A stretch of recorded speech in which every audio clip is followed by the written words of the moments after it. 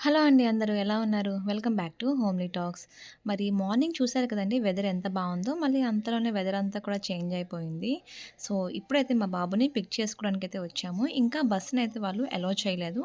So, measurements అన్నీ కూడా తీసుకున్నారు సీట్ బెల్ట్ కోసమైతే. ఇంకా బస్ అయితే అలో చేయలేదు కాబట్టి పిక్ చేసుకోవడానికైతే వచ్చాము. మరి ఇక్కడ స్కూల్స్‌లో అయితే ఎడ్యుకేషన్‌కి ఎటువంటి ఫీజ్ కూడా ఉండదండి. ఇంక్లూడింగ్ బస్‌తో సహా అన్నీ ఫ్రీగానే ఉంటాయి. ప్రైవేట్ స్కూల్స్ కూడా ఉంటాయి. కానీ ప్రైవేట్ స్కూల్స్ చాలా ఎక్స్‌పెన్సివ్. సో, మాక్సిమం అక్కడైతే ఎవ్వరు కూడా జాయిన్ చేయరు. అందరూ కూడా గవర్నమెంట్ స్కూల్స్‌కి పంపిస్తారు. ఇక్కడ గవర్నమెంట్ స్కూల్స్ అయితే మన ఇండియాలో ఇంటర్నేషనల్ స్కూల్స్ ఎలా ఉంటాయో సో, ఆ స్టాండర్డ్స్ అయితే వాళ్ళు మెయింటైన్ చేస్తారండి.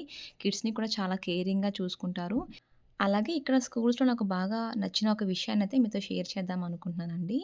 మరి ఇండియాలో ఈ ఫెసిలిటీ ఉందో లేదో నాకు తెలీదు స్కూల్స్‌లో అయితే. సో, ఉంటే మాత్రం నాకు కింద కామెంట్ చేయండి.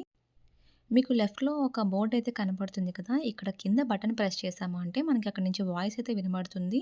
సో, ఎందుకొచ్చారు? ఏంటి? అని అడుగుతారు. సో, మనం రీజన్ చెప్పిన వెంటనే మనకి లోపలికైతే అలో చేస్తారు.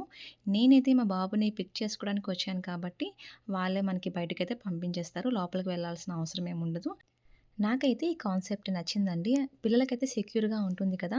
సో, ఎవరు పడితే వాళ్ళు లోపలికైతే వెళ్ళడానికి ఉండదు. సో, ఇక్కడ వర్కింగ్ చేసే వాళ్ళకి మాత్రం యాక్సెస్ అయితే ఉంటుంది. సో, వాళ్ళైతే వెళ్ళగానే మళ్ళీ ఆటోమేటిక్‌గా డోర్ అయితే క్లోజ్ అయిపోతుంది. మరి ఇండియాలో ఈ కాన్సెప్ట్ ఉందో లేదో నాకు తెలీదండి. ఉంటే మాత్రం కింద కామెంట్ చేయండి. ఇంకా మన ఛానల్ కానీ ఎవరైనా ఫస్ట్ టైమ్ చూస్తున్న వాళ్ళైతే సబ్స్క్రైబ్ చేసేయండి. అలాగే ఈ వీడియో ఎలా అనిపించిందో కూడా కింద కామెంట్ చేసేయండి.